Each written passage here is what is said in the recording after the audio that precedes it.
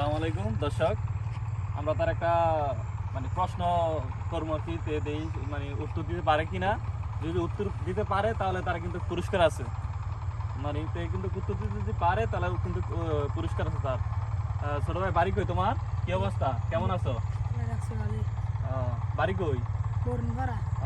তুমি যে এই বয়সে রিক্সা চালাও, দৈনিক কত করে কামাইতে পারো?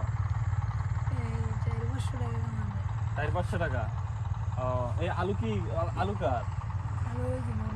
বরণ ফারা ভাড়া টানতেছো? তুই যেটা তোমার প্রশ্ন করতেছি, প্রশ্নটা করার পরে কিন্তু তোমার মাত্র 1 মিনিট সময় দইব।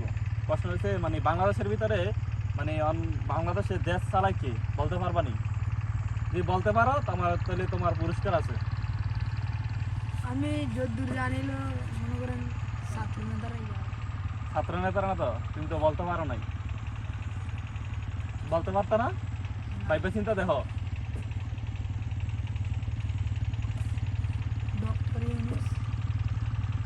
ডক্টর ইউনুস। অসংখ্য ধন্যবাদ ভাই তোমাকে।